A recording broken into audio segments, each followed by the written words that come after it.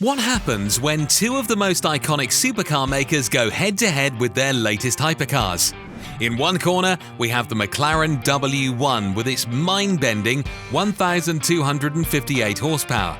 In the other, Ferrari's newest beast, the F80, packing an equally insane 1,184 horses. But which one is the ultimate king of speed? Which one pushes technology further? And most importantly, which one would you pick if you had a spare few million lying around? Welcome to the ultimate hypercar showdown, the Ferrari F80 versus the McLaren W1. Let's start with what everyone wants to know, the numbers. Both these monsters are hybrids, but the way they make their power, that's where things get interesting. Let's start with the McLaren W1. It has a twin-turbo 4-litre V8 that pumps out a massive 915 horsepower. Add in an electric motor, throwing another 342 horses into the mix, and you've got a total of 1,258 horsepower. But Ferrari?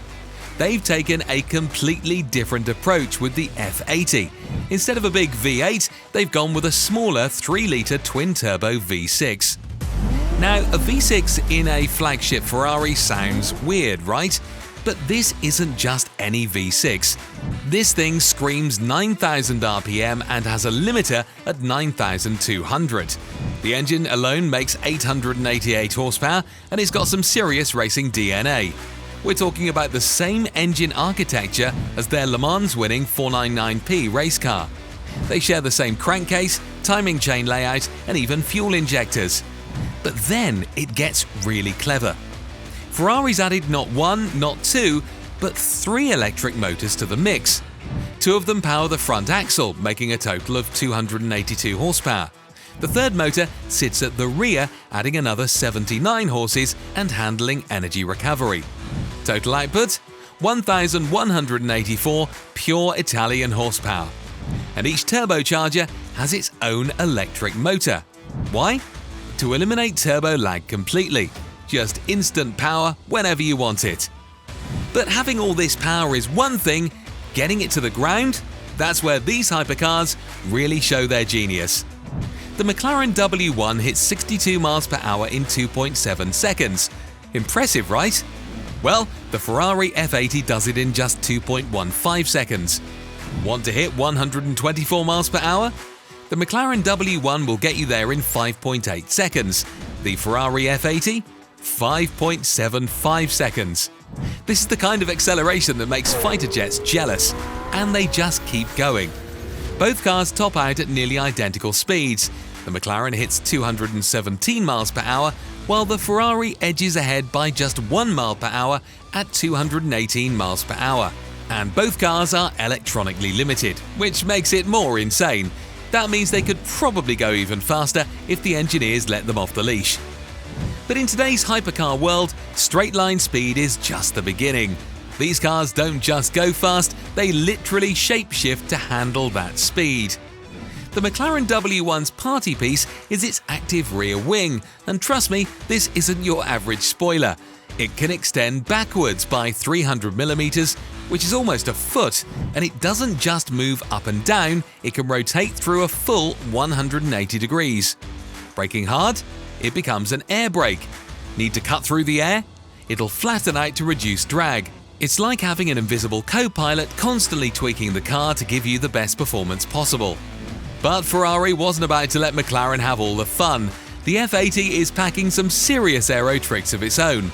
We're talking about a front triplane wing inspired directly from their Le Mans winning 499P race car. There's a flat underbody, something called an S-duct, a raised keel, and an active rear wing that's constantly adjusting its height and angle of attack. They even tilted the engine powertrain by 1.3 degrees just to improve airflow under the car. How's that for attention to detail? The results? At 155 miles per hour, both cars generate around 1,000 kilograms of downforce. Think about that for a moment. It's like having a whole other car pushing you into the ground. And Ferrari claims the F80 is more aero efficient than current Formula 1 cars.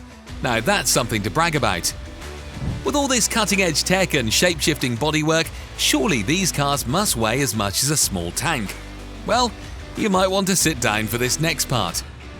The McLaren W1 tips the scales at just 1,399 kilograms dry.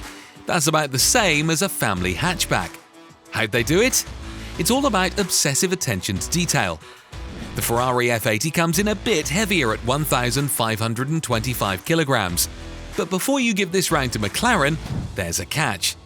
That extra weight is carrying something the McLaren doesn't have: a fully electric front axle for all-wheel drive. Plus, Ferrari's using some seriously exotic materials here. Both cars are built around carbon fiber tubs, but Ferrari's taken it to another level. They're using T800 carbon fiber, the exact same grade used in their Formula 1 cars. The chassis is so advanced, it's actually asymmetric, with the passenger seat fixed right into the carbon structure. And it's 50% stiffer than the legendary LaFerrari. McLaren's no slouch either. They've used carbon fiber everywhere. Even the sun visors are made from it and are just 3mm thick. Every component has been optimized for weight saving. The suspension uses titanium components, the brakes are special carbon ceramic, and even the seats are integrated into the car's structure. The result? The McLaren W1 has a power-to-weight ratio of 899 horsepower per ton. That's the kind of number that nearly defies physics. But these aren't just lightweight track weapons, they're meant to be everyday hypercars, if there is such a thing. So what's it like inside these engineering masterpieces? Both cars take a less is more approach, but they do it in fascinating ways. The McLaren W1 and Ferrari F80 both use what they call a +1 layout. That means the driver's seat is the star of the show, with the passenger seat almost an afterthought. In the McLaren you get a bright red driver's seat, while the passenger sits in black. Ferrari, they've gone even further. The passenger seat is literally fixed to the chassis. It doesn't move at all, and it's offset slightly, tucked away like a beautiful afterthought. The steering wheel tells you everything about these cars' priorities. McLaren keeps it simple with just 2 buttons, one for boost and one for aero. Ferrari's new wheel is smaller than usual, and they've brought back physical buttons. Looks like even Ferrari thinks touchscreens aren't everything. Neither car bothers with much infotainment. The Ferrari doesn't even have a central display, just a digital gauge cluster and a small screen for climate controls. These cars are about driving, not playing Spotify. Yet still both cars pack some serious driver aids. Things like automated emergency braking, adaptive cruise control and lane keeping assist. Even hypercars need to play nice in traffic sometimes. So, how many kidneys are these beasts going to cost you? The McLaren W1 starts at £2 million. That's about the same as a luxury mansion in many parts of the world. Well, Ferrari saw that price and said, "Hold my beer." The F80 is expected to come in at a jaw-dropping £3.1 million. That's 50% more than the McLaren's price tag. We're talking buy a small island kind of money here. But it doesn't matter how deep your pockets are. McLaren's only building 399 W1s, and they're spoken for. Ferrari, they're making 799 F80s. That's more than the legendary LaFerrari, but fewer than the iconic F40. And guess what? They're all sold out too. In fact, with the F80, you couldn't just walk into a Ferrari dealer with £3.1 million. These cars are reserved for Ferrari's top-tier clients.